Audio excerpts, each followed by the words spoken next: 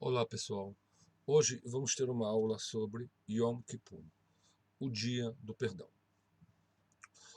Observando profundamente a estrutura dos Yamim Noraim, os dias temíveis, que começam no Rosh Hashanah, seguido imediatamente por 10 dias de arrependimento, e no final do Yom Kippur, nos levanta uma série de perguntas. Primeira, qual é o sentido de julgar uma pessoa em Rosh Hashanah se em Yom Kippur Deus perdoa os pecados?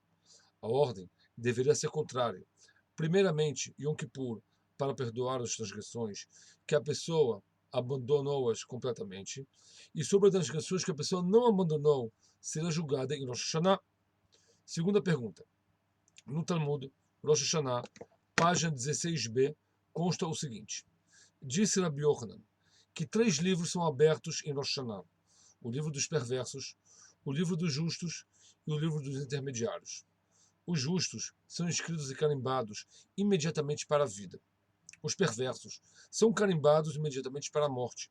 E os médios estão pendentes até Yom Kippur. Caso tenham méritos, são inscritos para o livro da vida, e se não, etc. Entendemos daqui, então, que o Yom Kippur é necessário principalmente para os médios, ou seja, os justos não necessitam de Yom Kippur. Os perversos já não adiantam Yom Kippur.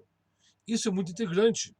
É possível que o dia grande e terrível, como Yom Kippur, sirva somente para uma parte do povo?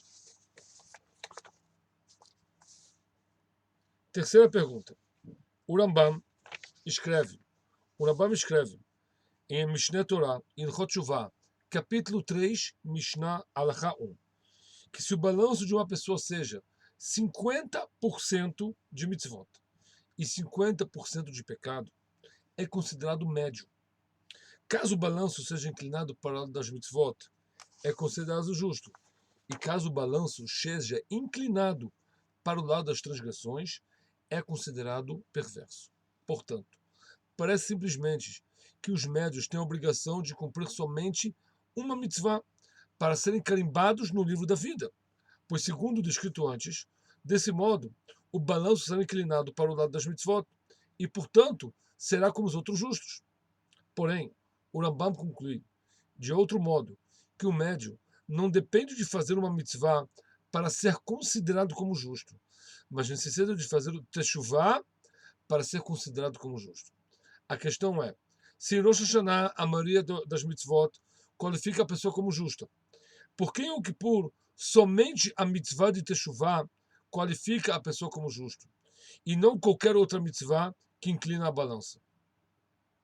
Para compreender esse assunto, devemos estudar o sistema da legislação e, a partir disso, será possível entender um pouco sobre o sistema da legislação celestial. Assim consta no Talmud Brachot 58a. O reinado terrestre é parecido com o reinado celestial. Em todos os países do mundo, há um sistema de leis que geralmente é formado por 2 instituições: a instituição do direito e a instituição da presidência. A instituição do direito, com todos os seus ramos e partes, que determina a lei, direitos e deveres, e, quando necessário, nega a liberdade da pessoa e coloca-o atrás das grades. A instituição da presidência. O presidente também trata das ações dos seres humanos e, quando acha conveniente, libera os que foram condenados à prisão, concedendo a anistia. Ambos os sistemas e seus modos de operação são bem diferentes. O papel da instituição legal é investigar os fatos da matéria mais precisa, pesá-los e chegar a um veredicto. Se uma pessoa é responsável, ele receberá a punição que ele merece. E se ele for absolvido e considerado inocente, ele será absolvido com base na lei e na justiça. A ordem humana precisa dessa instituição para que a ordem controle nossas vidas e evite a violência, como consta no Perkei Avot, Perek 3, Mishnah 2. A anistia da instituição presidencial não é baseada em fatos. Simplesmente concede anistia àqueles que, mesmo sendo culpados por seus atos, em consequência, receberam a devida punição. ao se arrependerem de seus maus caminhos, lhe é concedida uma nova oportunidade, uma nova chance para melhorar seus caminhos. A instituição pecadora também é construída, a instituição perdoadora também é construída às bases das regras claras. Só depois de receber recomendações claras da prisão, que o réu mudou completamente sua visão, completamente durante sua prisão, e obviamente ele pretende iniciar uma nova vida, receberá a anistia. Promessa de sua vontade de mudar seu caminho não o salvará do cárcere, porém tem que demonstrar isso na prática. À luz de tudo isso, não há dúvida que as duas instituições podem trabalhar sincronizadamente, pois cada uma delas tem sua função específica no momento certo e na hora certa de serem postas em prática. É concebível preceder a anistia sem um julgamento? Não, pois desse modo eliminamos com nossas mãos todo o sistema judiciário. Por outro lado, a essência da anistia é dar uma oportunidade àqueles que falharam e caíram, que voltem aos bons caminhos. Da mesma forma, os dias sagrados de Rosh Hashanah e Yom Kippur são construídos e organizados. Rosh Hashanah, análoga à instituição do tribunal. Um dia em que toda a humanidade está em julgamento. Yom Kippur, paralela à anistia. O dia no qual Deus dá chance àqueles que falharam e caíram que voltem aos bons caminhos.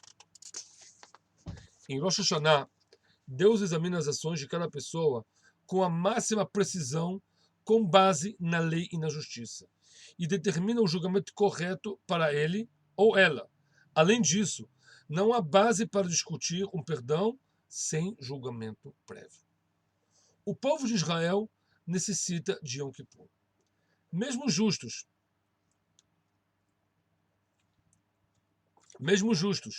que são imediatamente assinados em Rosh Hashanah para a vida, necessitam de Yom Kippur, pois o Rambam definiu o tzadik como tendo mais mitzvot do que pecados, o que significa que, em seu caso, pode haver muitas transgressões, mas seus méritos são maiores do que as transgressões.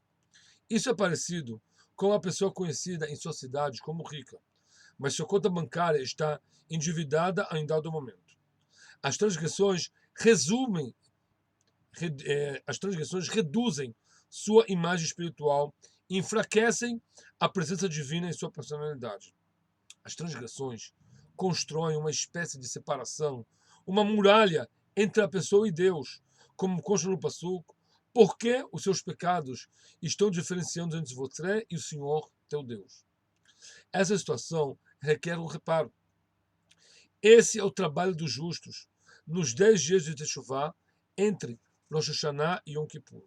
Fazer Teshuvah, ou seja, o retorno às origens espirituais e consertar a má situação que criou através de seus pecados e transgressões. Ao fazer o máximo para corrigir essa situação, Deus lhe ajuda para completar sua vontade e esforço e também lhe repõe em devido lugar espiritual. Mesmo os ímpios têm outra oportunidade. Mesmo os ímpios têm outra oportunidade nesses dias.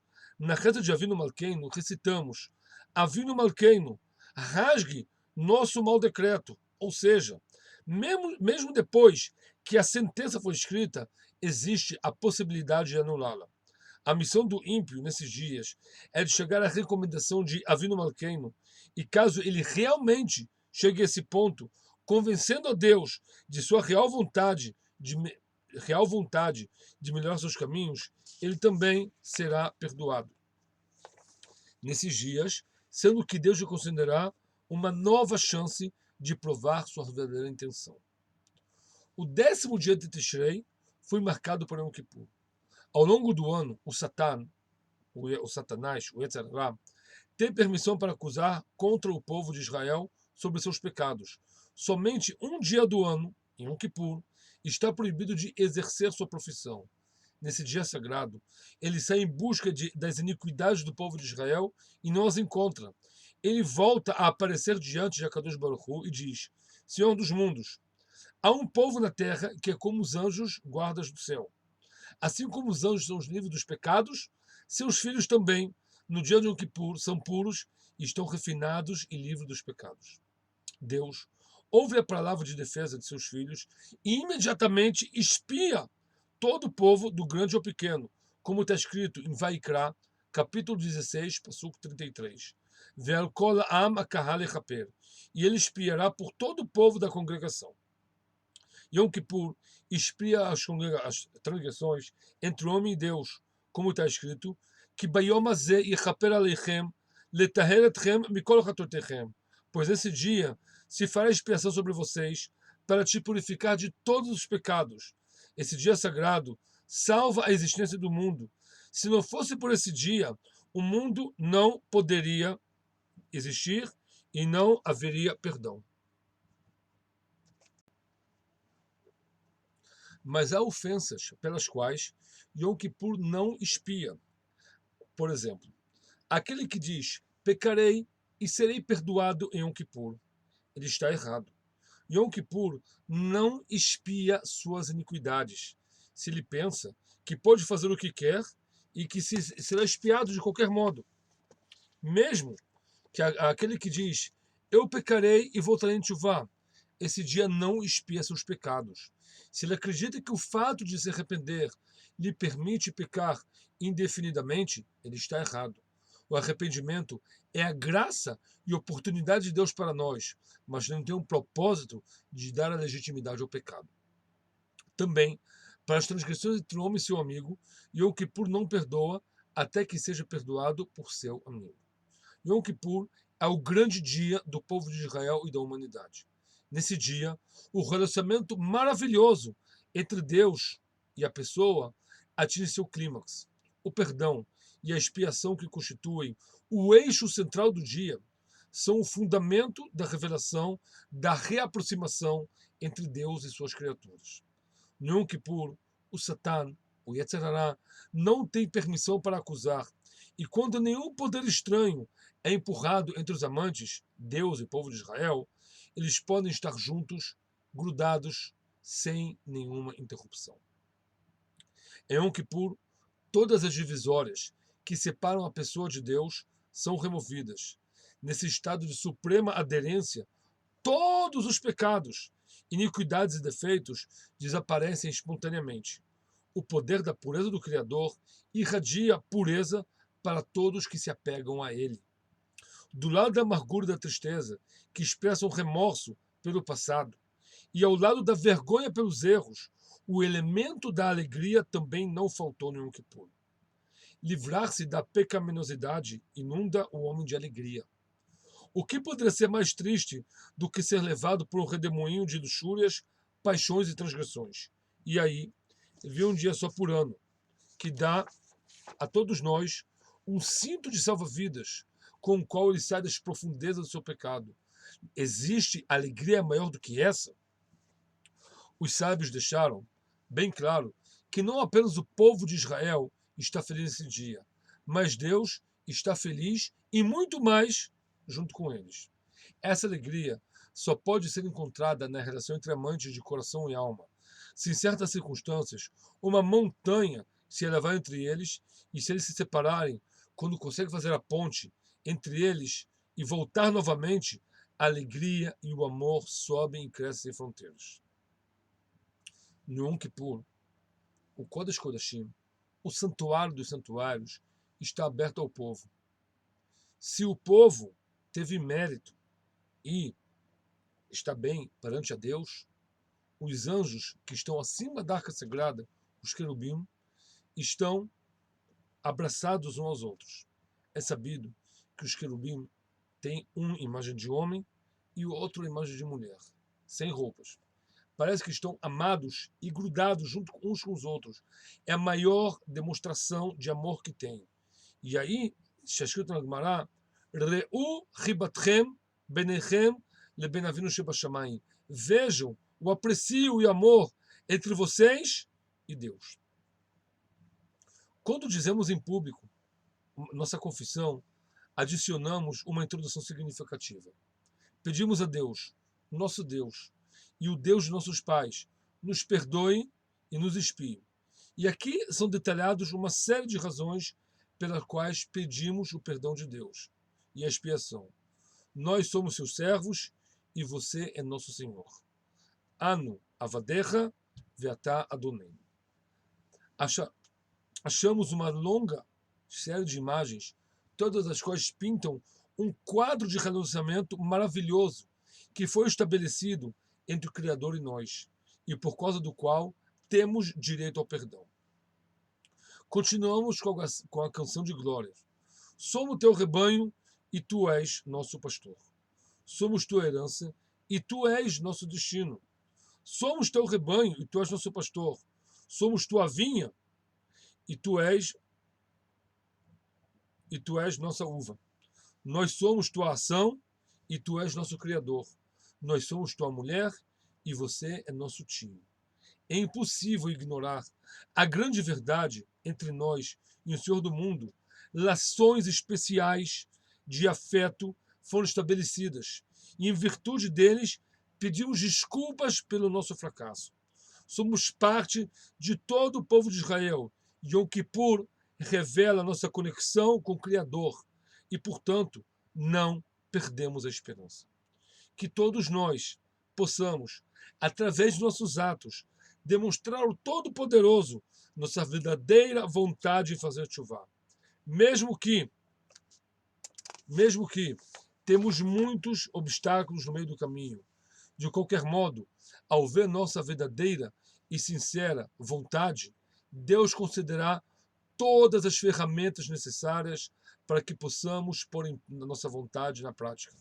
Desejo a vocês que Deus perdoe os pecados de vocês e os meus também, que não são poucos, e que possamos ser escritos, encarimbados no livro da vida, que Deus nos conceda todas as oportunidades necessárias para que nos possamos aproximar cada vez mais e mais dele. Obrigado, Gmar Hatimah Tová.